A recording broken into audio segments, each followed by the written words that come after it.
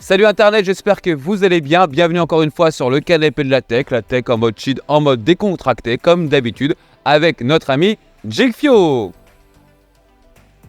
Bah Jig, qu'est-ce qui t'arrive, tu boudes? Ouais, je suis en grève. Tu es en grève, et pourquoi encore cette fois-ci? Et comment ça cette fois-ci déjà? Hein? Alors, il est possible que je vais lire tes commentaires de temps en temps, et puis j'ai décidé d'être en grève, de bouder. Apparemment, on n'a plus le droit de faire des intros rigolos, ou apparemment je te coupe la parole à ton introduction. Et apparemment j'ai le melon, Pax, à te couper les introductions. Oh mon pauvre Jig, oh, quel dommage. Alors, t'as lu ça dans les commentaires, c'est ça? Et tu fais un petit bouboud. Ah bah écoute, mon petit Jig. c'était ma blagounette du moment, tu sais. Hein. Bah oui. Alors souvent, mais même moi, mais tu laisses jamais finir Jig, mais Jig il te coupe la parole, mais tu coupes... C'est le principe du débat. On essaye d'imposer nos idées tant bien que mal, hein, parce que des fois on n'y arrive pas non plus. Non, mais c'est le principe du débat, quoi. Et ils nous ont pas vus quand on est à un repas. Hein. Et ils nous ont pas vus hors caméra, effectivement. Des fois, ils disent, on s'appelle, bon écoute, tu m'énerves, tac. On s'appelle 2 heures après, bon t'as vu ça comme news et tout. Mais ils se rendent c'est déjà arrivé, hein, c'est déjà arrivé. Non mais si, c'est vrai, c'est-à-dire qu'en fait, le principe propre de l'émission, c'est le canapé tech, donc c'est vraiment en mode chill. Donc on coupe un petit peu avec toutes ces formalités, on a du débat, oui, de temps en temps on se coupe la parole l'un l'autre. Bon, ça va, ça reste dans le rythme. Voilà, ce qu'il faut, c'est qu'effectivement, ce soit perçu comme une émission qui soit en mode vraiment chill, décontracté, cool, parler de l'actualité, donner l'avis de Jig en tant qu'analyste, donner aussi mon avis. Et comme vous le savez, maintenant que vous suivez déjà un petit moment ce canapé, vous savez très bien qu'on n'est souvent pas d'accord. Donc, vous voyez, comme quoi, des fois, tout est une histoire de positionnement, tout est une histoire de point de vue. Et comme on n'a pas forcément le même, et c'est là où c'est plutôt important, c'est de partager plusieurs points de vue. Après, à vous aussi peut-être d'exprimer le vôtre sur telle actualité sur les commentaires, et puis où du coup se raccorder plus à mon point de vue ou plus au point de vue de Jig. Moi je dirais plus à mon point de vue, mais je dis ça, je dis rien. Et justement, voilà. J'allais dire la même chose. De toute façon, vous savez très bien que c'est Pax qui me coupe le plus souvent la parole. Du coup, c'est ça, ouais. Bon, mon Jig, on se retrouve juste après quoi? Le moment sponsor de la chaîne, comme d'habitude. Et c'est tout de suite.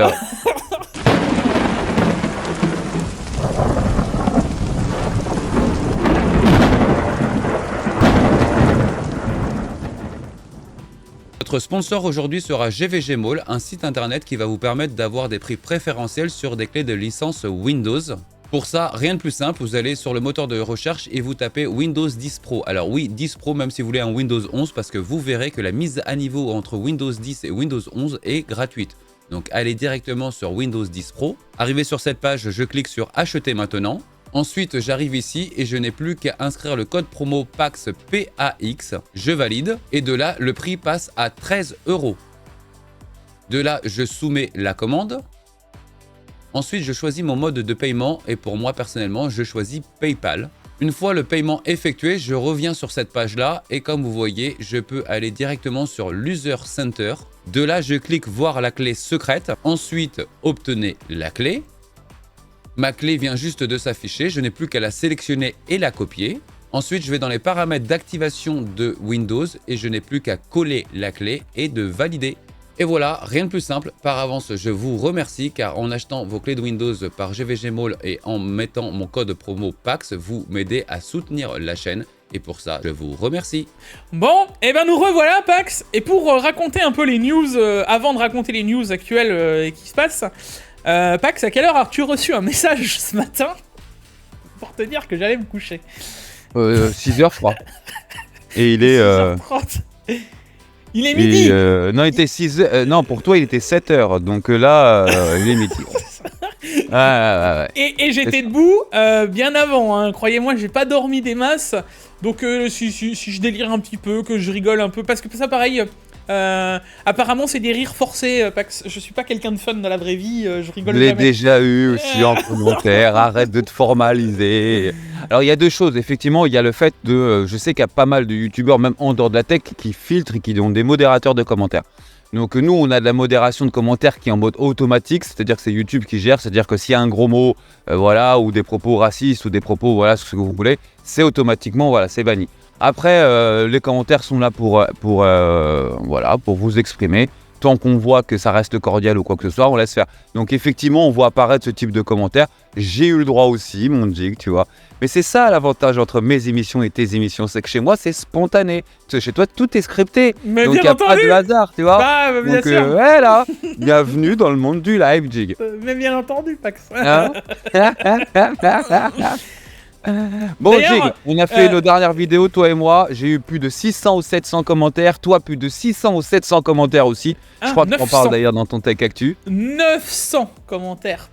Oui, ben écoute, la PS5, du moment où on touche... Enfin, j'ai vraiment l'impression... On touche la console à PS5, on se fait assassiner, Jig. On se fait assassiner, à tel point qu'on a même eu le droit des vidéos de nous, quoi. C'est incroyable, avec nos miniatures, enfin nos photos en miniature, quoi. Ah ouais, les arrobas, la totale pour être mentionné, on a eu un petit peu tout ça. Écoutez, c'est simple, aujourd'hui, tant mieux, hein. Déjà ça veut dire que le canapé et nos actualités sont un petit peu plus partagées, donc ça c'est quand même agréable pour nos chaînes respectives. Après en soi, on n'est pas obligé d'être d'accord avec tout le monde, et après c'est toujours pareil, on nous dit ouais mais pourquoi vous voulez comparer la console au PC? On ne veut pas comparer la console au PC. La problématique là sur cette génération de consoles qui va sortir, c'est qu'on est trop proche d'un prix d'un PC. Donc là, du fait d'être sur les prix d'un PC, effectivement, il y a de quoi en parler et il y a de quoi donner envie de soumettre justement une proposition. D'ailleurs, on l'a atteint, Jig, de pouvoir vous monter un PC pour plus ou moins 900 €. Et d'ailleurs, on avait demandé les 2500 likes, donc ça y est. Donc j'ai besoin de votre avis en commentaire. Est-ce que vous souhaitez que je vous fasse cette vidéo avant la sortie de la PlayStation ?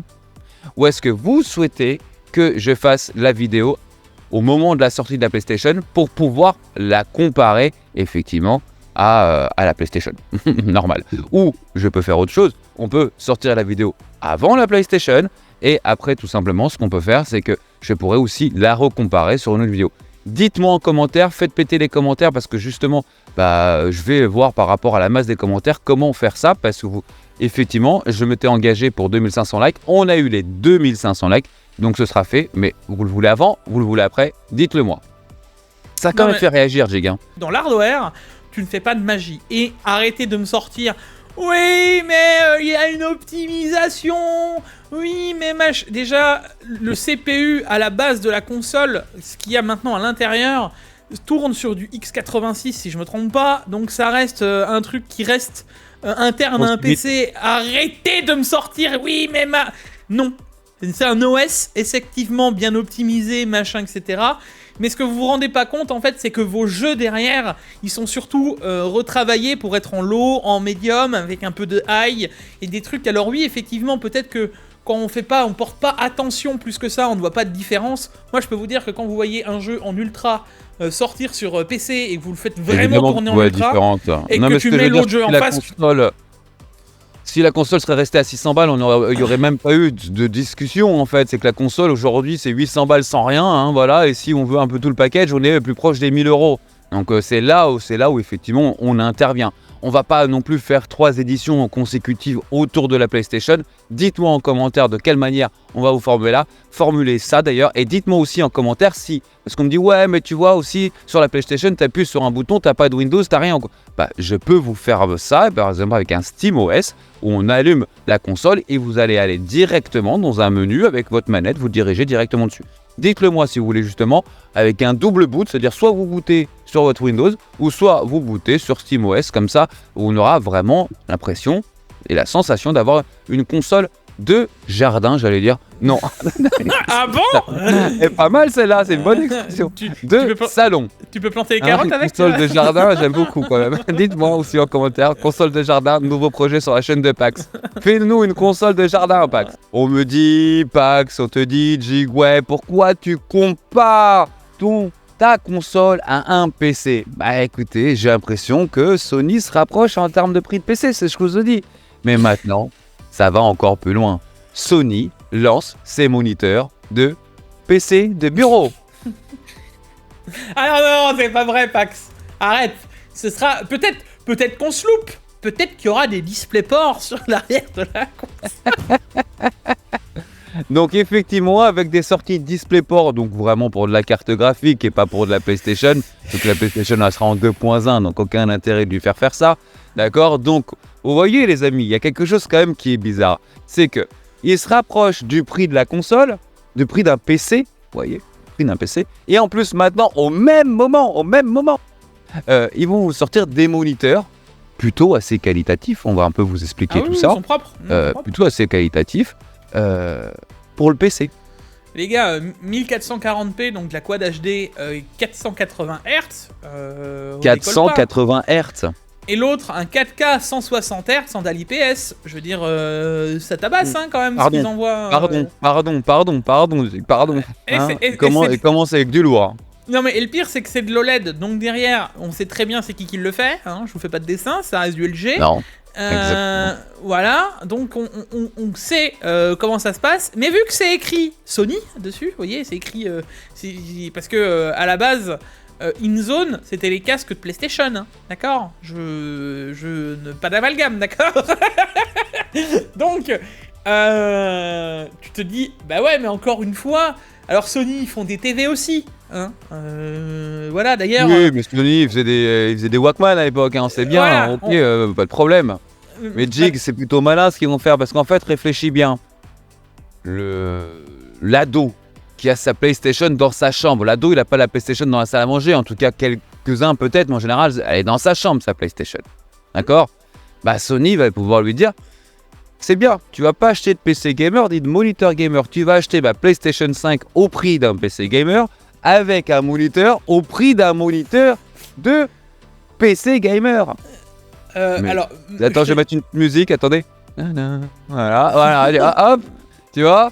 Non mais c'est incroyable, Jig. Donc, est-ce que vous la voyez pas venir un peu les amis? Vous ne voyez pas un peu le truc venir? Sony en train de taper dans la course du PC gamer. Le prix, maintenant le moniteur, et vous verrez que très prochainement, vous savez déjà que ça existe des souris, des claviers pour la PlayStation. Je vous montre ça en même temps, mais ça existe. Voilà, ça existe. Donc qu'est-ce qu'est en train de faire Sony? Il est quand même en train de se rapprocher de plus en plus de ce monde-là. À la suite des commentaires qu'on a eu de nos vidéos, j'ai été un peu regarder comment a évolué. Je sais pas si tu te souviens, on en avait parlé, je crois, tous les deux, Pax. Ça va peut-être te parler, tu sais, de ce camembert où tu voyais la part des consoles dans le marché, la part du PC gamer et la part du smartphone. Je sais pas si ça te rappelle quelque chose. On en avait parlé il y a longtemps. Voilà. Et du coup, j'ai été regarder un peu d'autres statistiques sur tout ce qui était vente de moniteurs, etc. Tu vois. Et les ventes de moniteurs actuellement sont en train d'exploser. Et d'ailleurs, un truc qui devrait nous mettre la puce à l'oreille, et toi Pax, on en a déjà parlé tous les deux, toutes les marques, pas Asus, ça parle de moniteurs dans tous les sens. MSI, Corsair, Asus, MSI, Aorus, Asus, c'est-à-dire déjà ASRock, c'est-à-dire qu'elle est... Bah oui, j'en ai fait j'ai des présentations d'un ASRock, donc sur les 5 plus gros représentants de vendeurs de cartes mères, parce qu'ils ont tous, peut-être pas Corsair, mais en tout cas de PC et de tout ce qu'il y a autour, en tout cas, voilà. NZXT. Ils font tous des moniteurs. NZXT, voilà, moniteur. Donc oui, il y a un business autour du moniteur, sinon, voilà.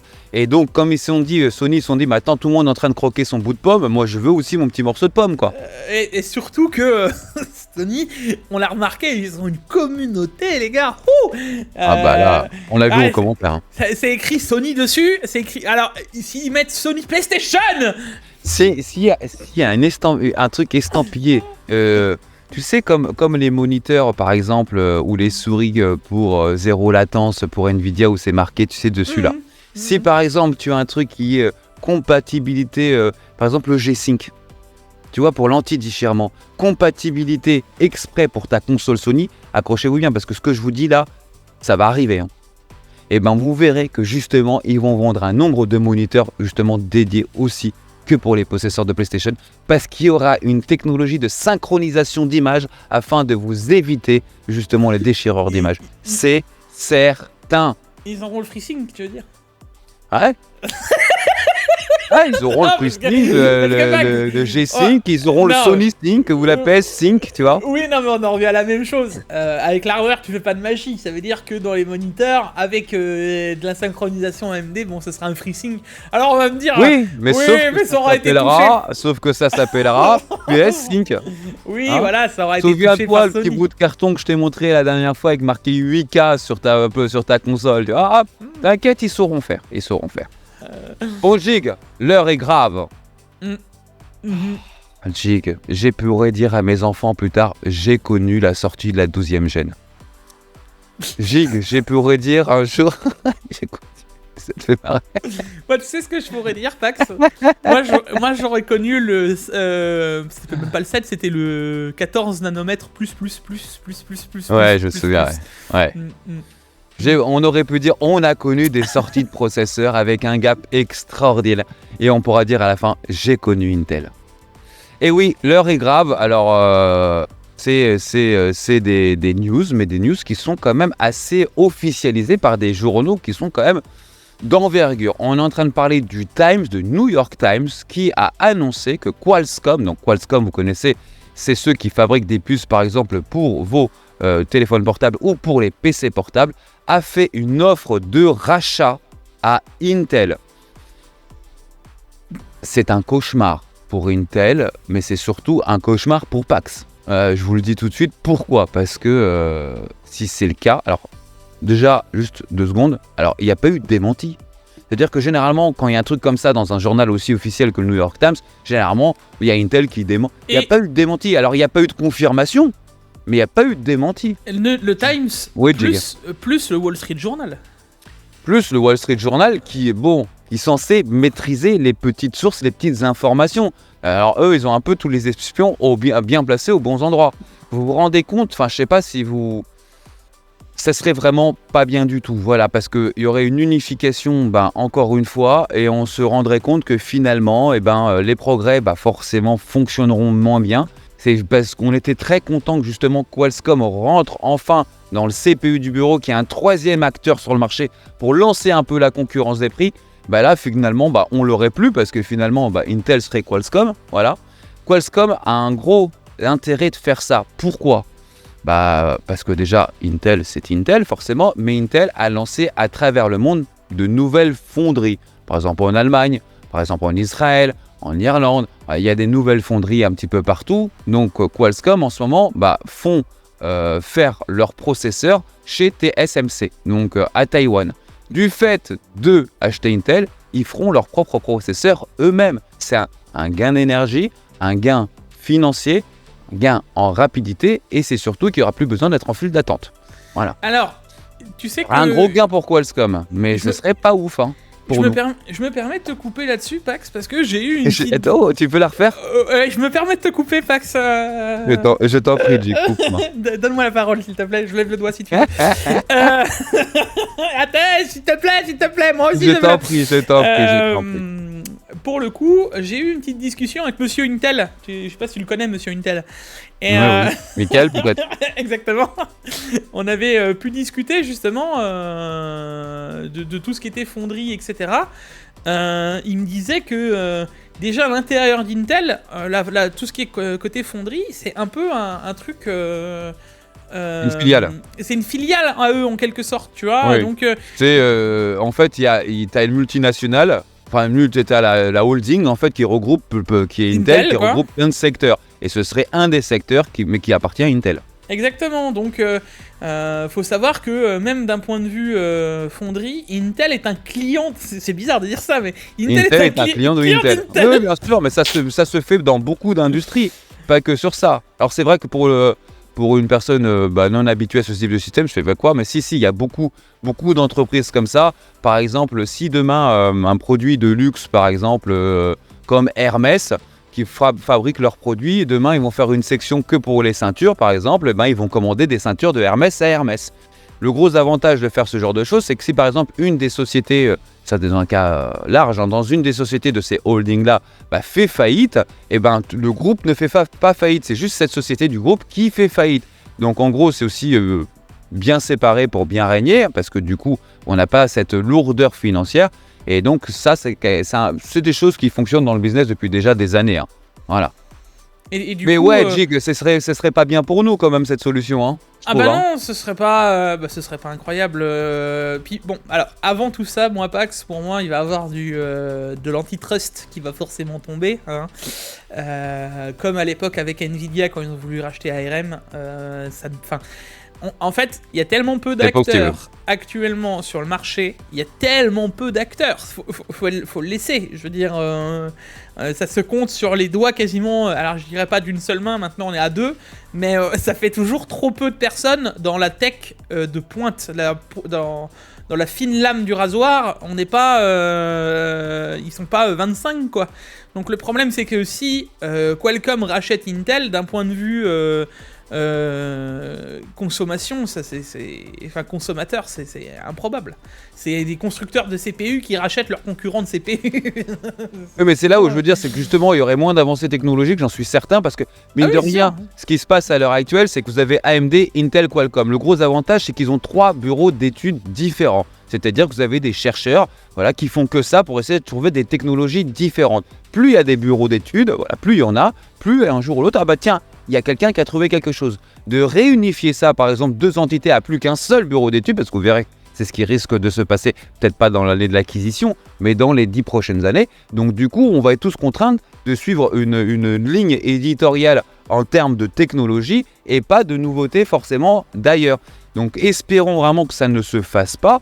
Maintenant, il faut savoir que tous les vents sont en poupe. On sait que Intel sont sur un gros plan social. Ils vont quand même faire un plan social où il y a quand même 15 000 personnes qui vont être licenciées. Donc ça va apporter énormément aussi d'économies. Alors pourquoi licencier autant de personnes? C'est que généralement, dans beaucoup de sociétés, lorsque vous ne faites pas le chiffre d'affaires espéré par rapport à vos actionnaires, pour au moins avoir le même bénéfice, même si ce n'est pas le même chiffre d'affaires, au moins le même bénéfice, ce qu'on peut faire, par exemple, c'est de supprimer des salariés. Du coup, on fait des économies, donc le bénéfice, c'est un peu truqué, mais c'est comme ça que ça marche. Donc le problème, c'est que justement, ils ont fait ça. Donc en ce moment, la société, il y a beaucoup moins de salariés. Donc ils vont faire une restructuration pour que quand même la société tourne avec 15 000 salariés de moins. Donc pour une acquisition, pour quelqu'un qui va acquérir Intel, c'est hyper intéressant parce qu'il acquérit Intel un prix qui va être moins cher actuellement parce qu'on sait qu'Intel, sa capitalisation, elle a plus qu'à 96 milliards. Donc ils ont quand même baissé de plus de 50%. 87, et faut savoir... 87, je crois pas que même. Ou 87, ouais, mais avant c'était 200, d'accord. 290. Voilà. Donc là ils sont beaucoup moins, donc ça coûte moins cher. Et en plus de ça, la société est optimisée en termes de salaire, donc de charges fiscales, de charges sociales, de tout ce que vous voulez. Donc oui, pour Qualcomm, c'est le moment ou jamais. Par contre, j'espère, moi je vous le dis, que ça ne se fera pas. J'espère que des fois aussi, il faut le savoir, que des fois les États peuvent mettre leur nez dedans. Par exemple, le gouvernement américain pourrait dire non, tu fais pas. Il faut le savoir. Hein. Il y a eu le cas même déjà en France à l'époque d'Alstom. Après, ça s'est vendu, mais Alstom à l'époque. Il y a eu le cas en France aussi avec, je ne sais pas si tu te souviens, Jig, avec Dailymotion. YouTube devait acheter Dailymotion. La France a dit son veto. Non, tu feras pas. Donc voilà, il y a aussi cette possibilité-là. Espérons que non pour nos consommateurs, parce que sachez que ce ne sera pas du tout un bon plan. Mais du tout, le but que Qualcomm fasse des processeurs de bureau, ou de plus tard, ou de laptop, c'est que justement une régulation du marché en termes de prix et de nouvelles innovations. Voilà, ça c'est intéressant. D'ailleurs, c'est triste, c'est la nouvelle, c'est la bad nouvelle de la semaine, je vous l'annonce tout de suite, c'est la bad nouvelle même pour plusieurs semaines, je pense vraiment. Hein. C'est ce que j'allais dire, là ça va lancer un feuilleton parce que je vous l'annonce, comme avec ARM et Nvidia, ça a mis 2-3 ans de discussion et puis ça a été un coup d'antitrust des États-Unis, puis en fait finalement ça a été l'Angleterre qui a aussi dit non, tu rachèteras pas ARM, et puis ensuite ça a été l'Europe, je crois, à un moment, puis ensuite ça a de nouveau été l'Angleterre, enfin ça a été et au final ils ont pas réussi à les racheter. Ouais, non. Mais espérons vraiment que non, et vraiment espérons que non. Donc, Et puis, on n'est pas pro-marque, Jake et moi, on essaye tout le temps on vous dit, voilà, quand il y a des processeurs qui n'ont pas bien fonctionné chez Intel, on l'a dit, quand il y a le 14500 qui est pour moi un très bon processeur, je vous le dis, c'est pareil par exemple du côté AMD. Mais il faut savoir qu'aujourd'hui, si demain Intel fait ça, voilà, c'est un deuil quand même au sein de la communauté hardware. Je peux vous le dire, Intel et AMD, mais Intel en tant qu'acteur a fait évoluer le marché depuis 50-60 ans. c'est monstrueux l'innovation qu'a eu Intel, c'est monstrueux ce qu'ils ont apporté aujourd'hui. Donc ce serait quand même vraiment, il y aurait un deuil quelque part, je peux vous le dire. Alors on dira, mais pas que tu dramatises, c'est une autre... Non, il y aurait quand même un deuil. C'est pour ça que je pourrais vous dire, un jour je pourrais dire à mes petits-enfants, j'ai connu Intel. Ouais, bon, moi je pense Hein? je pense qu'on a encore de quoi voir arriver, je sais pas ce que tu en penses. Mais J'espère vraiment pas, Jig. Hein. et moi, pour moi, Intel, ce qui me choque, c'est qu'on est passé d'une entreprise, quasiment une des entreprises les plus riches du monde, je veux dire une entreprise qui était florissante, qui était quasiment intouchable, et ça prouve comment la tech en soi peut être très très, pas volatile, tu vois, mais qui peut Et très rapide. vite... ouais, Très, exactement. très vite. Ça Parce s'est qu'il y a- passé en 2 ans tout ça. Hein. Il y a encore de ça 3-4 ans, les gars, Nvidia, Intel. comparativement à Intel... Non, mais Nvidia, comparativement à Ah. Intel, nous, on les connaît, forcément, tu vois ce que je veux dire. Mais par rapport à Intel, ils étaient en dessous, bien en dessous. Ils étaient inconnus. Ils étaient Ils même étaient- inconnus. Tu vois, Les alors clients que... qui se sont fait connaître, ils étaient connus pour les gamers, Nvidia ou quoi que ce soit, mais pour monsieur et madame tout le monde, Nvidia était inconnu. Là aujourd'hui, que Nvidia, ne serait-ce que par sa valorisation boursière, son pic, ça fait Tout le beaucoup monde parler les de lui. connaît. L'IA fait beaucoup parler d'eux, donc effectivement, on s'est un peu rendu compte, depuis 2-3 ans que Nvidia a explosé, et Intel, vous voyez, là, elle a du mal un petit peu à accrocher le virage. Donc voilà, en tout cas, force à Intel, j'espère que ça va bien se passer pour eux, vraiment, et que Tu vois, putain, ils se fassent pas racheter, quoi, voilà, tout simplement. tu le disais même dans la tête des gens, je pense. Tu vois, Nvidia par rapport à... Tu t'en parlais, je sais pas, tu sais, dans une conversation de famille avec des gens qui sont pas initiés à la tech, tu leur parlais d'Nvidia, ils te regardaient un peu bizarre. Par contre, Intel, le mot Intel, ça parle Tout le monde connaît. à strictement tout le monde, tu vois. Tout le monde connaît. Pourquoi tout le monde connaît? C'est eux dans les années, je crois que c'était dans les années 80 d'ailleurs. Ils avaient, comme Intel n'était pas trop connu dans les années 80, c'est-à-dire que c'était quand même connu pour ceux qui aimaient l'hardware, mais c'était pas connu du grand public. Et ils ont eu l'idée, je vous mettrai une petite image en même temps, de coller Intel Inside sur tous les PC portables et sur toutes les tours. Le petit logo Intel Inside, Intel à l'intérieur. Et donc du coup, les gens se sont dit, ah bah tiens, voilà, c'est de l'Intel. Et ils ont tout de suite comparé leur PC. Des fois, il y en a qui connaissaient même pas la marque, comme mon PC c'est un compact par exemple, mais en fait non, mon PC c'est un Intel. À force de voir ce petit logo là. Donc ils ont très bien travaillé sur ça. D'ailleurs, AMD derrière a essayé de faire ça, mais ils l'ont fait des années après, je crois, hein, quand même. Donc oui, Intel a réussi à marquer l'esprit des gens sur de la communication. Et il faut savoir qu'aujourd'hui, par exemple, en termes de processeurs d'entreprise, il faut savoir que ce n'est pas les particuliers qui détiennent le plus de PC, ce sont les entreprises. Par exemple, quand vous prenez une tour à la Défense, chaque poste de travail a un PC. 90% c'est que de l'Intel. Voilà, dans ce secteur-là, ça fonctionne bien. Dans le monde du servering jusqu'à aujourd'hui, il y a quand même, ça commence à changer, mais 90% du servering, c'est de l'Intel. Faut le savoir. Bon, tu sais ce qui a dû leur faire mal aussi, je pense, Jig. Ça a été les ARC. Ça n'a pas bien fonctionné. Hein. Eh ben, tu sais Les que moi... sorties de leur carte graphique. Hein. Alors ça me permet de Peut-être ça rebondir aussi, hein. vite Ça n'a fait pas dû là-dessus. aider. Ça me permet de rebondir là-dessus parce que c'était pas prévu dans les news là, Pax.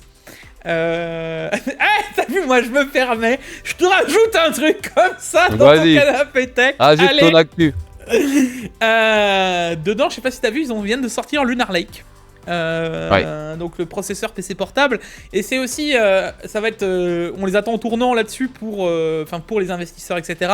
Vous savez que nous, les PC portables, on regarde toujours un peu ça de loin parce que c'est pas on sait que ça vous intéresse pas forcément plus que ça, mais en plus de ça, c'est pas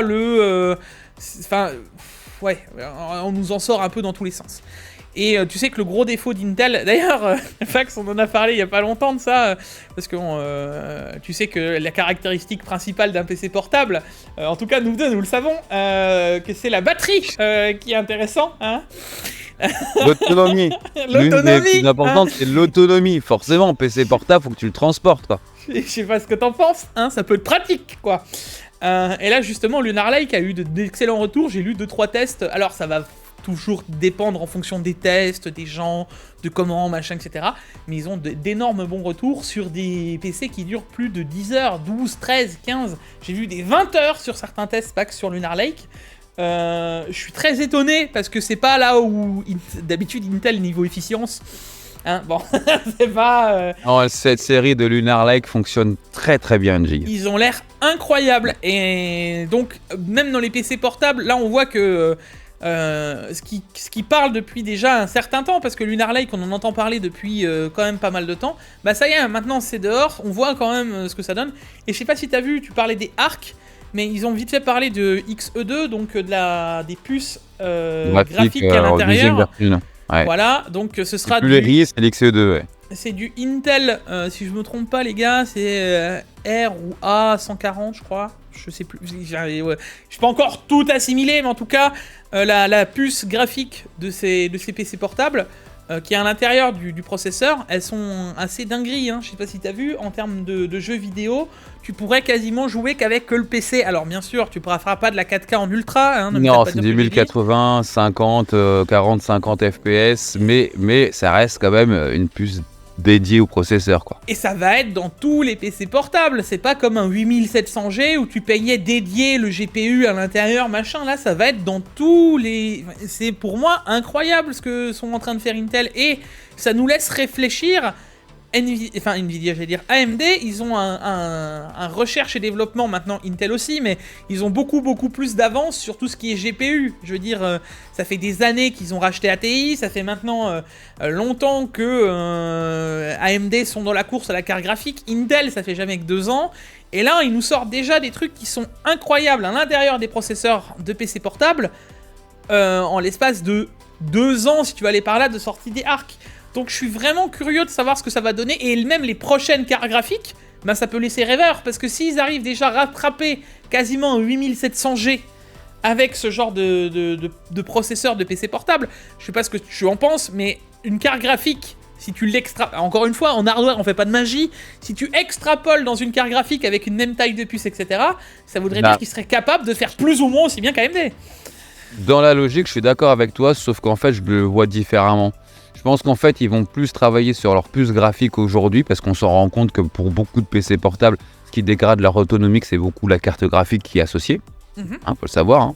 Et donc, du coup, de ne pas en avoir ici, les fabricants, que ce soit AMD ou Intel, améliorent leur puce graphique directement, ça supprimerait pas mal ça. Et en plus, ils ont un coefficient énergétique qui est quand même super sympa.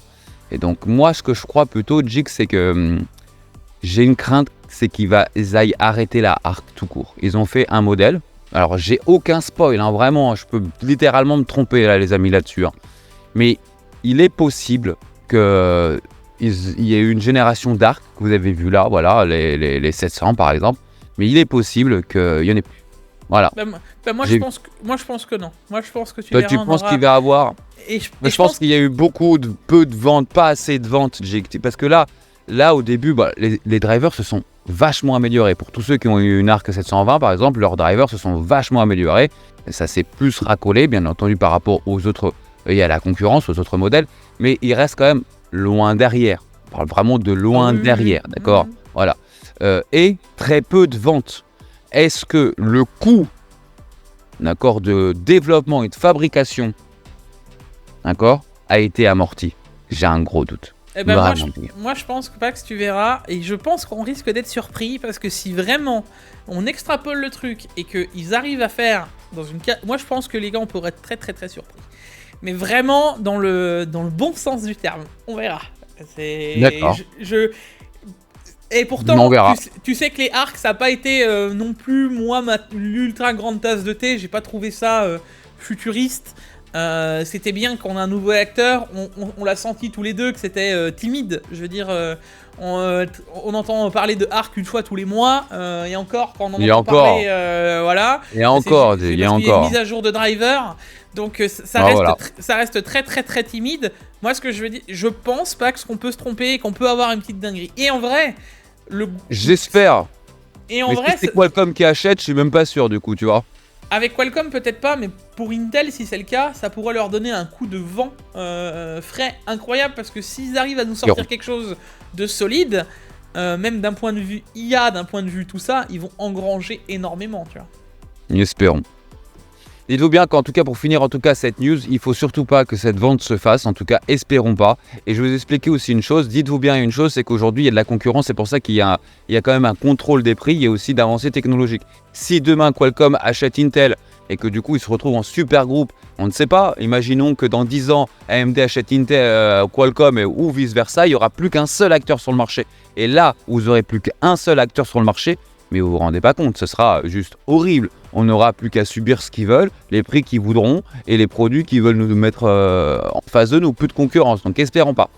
On va passer à la news suivante parce on s'est déjà attardé plus de 30 minutes sur cette news, ce n'est pas rien. Jig, oui. Il y a une petite disparition des 4090 actuellement. On voit les prix qui commencent à augmenter en Allemagne dû à la rarification du produit qui commence à avoir lieu.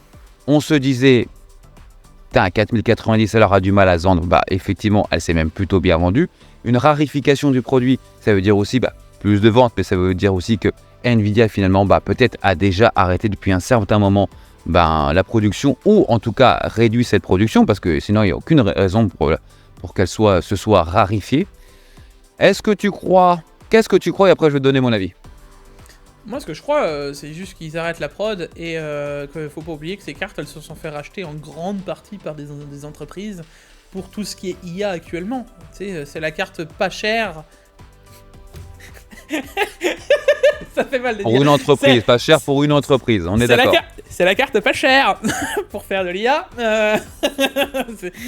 Et du coup, ça m'étonne pas vraiment actuellement que ça parte comme des petits pains. Moi, ça me fait je pense à deux choses. C'est une rarification qui se fait trop vite parce qu'ils ont peut-être arrêté trop tôt la prod en mode on est en train de faire les 5090. Ou ralentir, on sait pas. Ou ralenti. Ou alors, c'est aussi ce que je te dis depuis un certain temps, le wafer il prend de la place sur les prods Nvidia. Et pourquoi vendre une carte de 1000 € quand tu peux en vendre qui en valent 40 000 tu vois. Il est toujours la même discussion. Tu vois. Ouais, je suis pas d'accord, en tout cas pour cette génération-là, mais je pense qu'effectivement, ça peut aussi souligner autre chose, Jig. C'est que peut-être qu'il y a eu un ralentissement de la 4090, parce que peut-être que incessamment sous peu, on aurait peut-être la 5090 qui va montrer la pointe de son nez. Ah oui, je pense que début d'année. Ouais. Tu sais quoi, là on parle, c'est vrai que tout le monde maintenant ramène début d'année, bon c'est dans 3 mois, donc ok. Mais est-ce qu'on n'aurait pas quelque chose avant, en tout cas sur la grosse carte à 5090, Jig, quand je vois un petit peu cette rarification de la 4090, je dis c'est fortement possible les amis qu'on ait peut-être quelque chose qui va sortir. Alors attention, je ne parle pas de la 5080, la 5070 par exemple, je parle bien de la 5090. Il se pourrait peut-être, quand je vois ça, qu'on ait finalement la 5090 avant 2025. Oh, en tout cas, moi, je l'accueillerais bien. Je sais pas toi, Jig, et j'ai quand même hâte de l'essayer. Écoute, je suis très curieux. Tu sais que je reste quand même intérêt de ce genre de carte. Maintenant, moi, ce que je me pose, le truc, ça sera toujours la même, tu vois. C'est à combien ils vont nous la sortir. Parce que vu que les 4090, elles se vendent pour des cartes pas chères. Des sociétés, je te fais pas de dessin si la 5090, bon elle est à 2500, bon c'est pas si grave. Ouais mais Jig, j'ai envie de te dire, ça c'est un autre problème finalement. Parce qu'en fait on a toujours prévenu tout le monde, d'accord, que la 4090 ce n'était pas une carte pour le gaming. Ceux qui ont voulu mettre 2500 € sur leur machine de gamer, c'est un choix qu'ils ont fait. D'accord, on a toujours dit depuis la sortie de cette carte, c'est une carte qui est pour les pros. Souvenez-vous des Titans à l'époque. Les Titans, personne n'allait acheter une Titan aussi. Si, je connaissais quand même des gens qui achetaient des Titans pour aller faire du jeu vidéo. Donc bon, ça voulait strictement rien dire. Donc là, c'est pareil. D'avoir changé la classification du nom en 4090 ou en 3090, c'est quand elles ont apparu pour la première fois, c'était quand même quelque chose un petit peu enguilleux, en tout cas pour le consommateur, en disant qui peut le plus, peut le moins. Donc je vais prendre tout de suite une 3090. Je sais que je vais être beaucoup plus forte que ma 3080 et ça a été aussi un peu pareil sur les 4080. Donc pour moi, cette carte qui est destinée à l'entrepreneuriat, à l'entreprise, aux monteurs, aux graphistes, à ceux qui vont faire de l'encodage vidéo, ceux qui vont faire vraiment ce type de développement, voilà, ou de l'IA, pour une entreprise, alors sachant que l'entreprise est 2500 €, sur 2500 €, tu as déjà 500 € de TVA. Oui, bien sûr. Ils récupèrent, donc ils ne payent pas, donc on passe à 2000, tu as des cartes qui sont même un peu moins que ça, donc je pense qu'ils peuvent même en trouver à 1800 €, 1700 € du coup, hors TVA. Donc pour l'entreprise, non, c'est correct. Tu vois ce que je veux dire? Ça reste correct par rapport à ce qu'elle embarque. la confusion, c'est de se dire oui, et là je suis d'accord avec toi, pour faire du gaming, oui, 2500 € déjà, ça vous sert à rien d'aller à ce point-là, tu vois ce que je veux dire. Donc oui, effectivement, c'est la meilleure carte gaming au monde. Ah bah forcément, c'est une carte pro. Voilà, forcément. Mais maintenant, j'insiste bien, donc excuse-moi, hein, Jig, mais trop cher pour quel secteur? Voilà, tout simplement. Ah ouais, non, mais tu sais, et puis trop cher pour qui? On en revient toujours à la même chose. Nous, Exactement. on met en garde là-dessus. J'ai envie de te dire, j'en reviens encore à ce que... Parce que, dernier temps, je me tape ce genre de critique aussi. Ouais, mais bon, les gens font ce qu'ils veulent. Oui, bah faites ce que vous voulez, écoutez. Enfin, moi, demain... moi, je vous dis juste qu'en faisant ça, vous validez le fait d'acheter des... et qui nous proposeront toujours des trucs plus chers. Enfin... Ça, je suis d'accord avec toi. Nous, on parle pour vous à la base. Hein. On parle pas. Nous, les cartes, on les testera quand même. Ça n'empêchera pas le truc.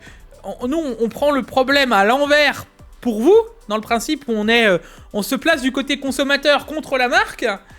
Et on nous reproche, non mais c'est quand même fort, d'être du côté... de votre côté quoi. Donc quand on est du côté de la marque en disant ah ouais non le produit il est bien machin, ah non vous êtes des vendus. Ok. Quand on est du côté du consommateur, oui mais bon les gens ils font ce qu'ils veulent. Non mais c'est une blague. Genre à un moment... on pourra jamais. Alors ce monde un peu spécialiste parce qu'on est quand même dans la spécialisation de l'hardware. Donc dès qu'on est un peu dans la spécialisation, qu'on est plutôt dans l'analyse, effectivement, on n'est plus assujetti à la critique. Voilà, c'est comme ça. Et là où tu as entièrement raison, c'est qu'effectivement, le fait qu'il y a de plus en plus de consommateurs qui ont les moyens, qui vont acheter des 4090 pour faire du gaming, voilà, bah effectivement, moi demain, je suis à une entreprise, je vois que des gens achètent mes cartes pro à 2500 € pour faire du gaming, bah moi demain, je me dis, bah tiens, je vais leur faire une autre carte, par exemple ma 4080, bah je peux l'augmenter de 200-300 € vu que les gens sont prêts à mettre ce budget-là. Tu vois ce que je veux dire? Donc, ça, en tant qu'actionnaire, en tant que business, en tant qu'industriel, ce qu'ils font, ouais, bah oui, ils le font comme toutes les entreprises l'ont fait depuis la création du capitalisme et bien avant. Ce que fait Nvidia, c'est un choix d'entrepreneur, c'est un choix d'industriel. Et c'est nous qui leur donnons effectivement la raison de faire ça. Plus on va acheter des 4090 pour jouer, plus on va se rendre compte que les gens sont capables de mettre énormément d'argent sur un PC pour du gaming. Voilà. Exactement. Et là, effectivement, c'est pour ça qu'on vous a averti depuis le début, aussi bien quand vous disiez à l'époque, n'achetez pas des i9 pour aller faire du gaming. Voilà, et encore moins de la 4K, Hein. Donc ça, oui, et puis Jig, tu sais bien, je l'en ai parlé la semaine dernière, demain on va faire une vidéo sur AMD, on trouve que le produit est bien, on est pro AMD. Si demain on fait une vidéo sur on est pro Intel, mais ce qui est plutôt pas mal, c'est parce que c'est généralement, Jig, faut aussi relativiser, c'est que des gens qui ont découvert la vidéo, qui ont découvert la chaîne pour la première fois, et donc comme ils voient qu'on a fait que ce sujet-là, ils pensent qu'on est autour de ça. Les gens qui nous suivent depuis longtemps, ils savent très bien qu'on a aussi bien critiqué les marques, enfin pas les marques, c'est pas vrai, certains produits de certaines marques, aussi bien on a mis en avant certains produits de certaines marques, évidemment. Vois le bon côté de la chose, Pax. En tout cas, moi je le vois de ce côté-là, c'est que moi on m'a jamais dit que j'étais pro Nvidia. Non, c'est pas moi qui te l'ai dit non plus. C'est sûr, c'est sûr. Ça au moins là, j'avais dit. Hein. Au moins t'as jamais eu ce commentaire. Quoique la dernière fois, j'ai un peu parlé en bien de la 4070 Super. J'en ai eu un ou deux, hein, je me suis dit. Eh ben, oh, il est pas tombé sur la bonne chaîne. Hein. Il est pas tombé sur la bonne vidéo. Nvidia, déjà sa 4070 Super est une excellente carte. Dans cette catégorie de prix, c'est une excellente carte. C'est l'une des meilleures, la meilleure carte. En termes de technologie, on vous a parlé il n'y a pas très longtemps du FMF2 par exemple. En termes de technologie aujourd'hui, c'est plus fini, plus fin, plus propre, il faut aussi l'avouer. Ils ont quand même, et depuis le début de ces technologies d'upscaling ou de New Frame Generation, depuis le début, Nvidia est avec des finitions beaucoup plus propres, mais c'est aussi plus cher. Et c'est pour ça qu'il faut bien distinguer les choses. Voilà, par exemple, le FMF vous apporte aussi le plaisir de pouvoir jouer sur des cartes qui sont aussi moins disantes, sur d'autres générations. Et voilà, on essaie de vous dire qu'est-ce qui va bien, qu'est-ce qui va pas bien. Jig, tu veux terminer par quelque chose que que t'aimes le monde, les plantes, les animaux, la vie. Et tu sais que pour finir là-dessus, ouais, actuellement les gars, si vous avez envie d'aller faire un petit tour en forêt, moi je me suis fait un petit plaisir hier, et tu vois, je finis par quelque chose de fun, Pax. J'ai fait un petit tour en forêt, et d'ailleurs je suis vivant pour vous le dire, donc c'est que c'était pas mal.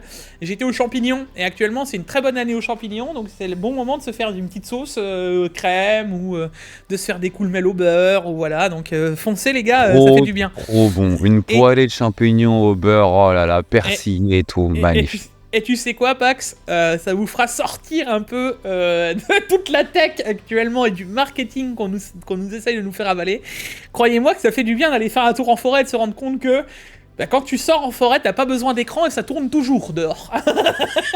Dis-moi, tu serais pas un peu comme Inoxtag, tu montes ton Everest et après tu te dis que le téléphone c'est de la merde? Non, mais j'ai peut-être pas encore l'Everest, mais écoute... Mais déjà la forêt, on commence doucement. Si déjà j'arrive à monter les Vosges, je trouve qu'on est pas mal. Ce serait déjà pas mal, effectivement, c'est pas loin de chez toi. Ok les amis, si cette vidéo vous a plu, comme d'habitude, un petit like, ça aide toujours la chaîne à performer à travers le futur, et ça c'est toujours grâce à vous. Je vous souhaite une bonne semaine. Ah, n'oubliez pas la vidéo qui va sortir là, la prochaine. Mettez la cloche de notification. N'hésitez pas, ne la loupez surtout pas, parce qu'elle va être sympa. Je vous dis que ça. Salut mon Jig, à la prochaine. À la prochaine, à tout le monde. Ciao, ciao, à plus.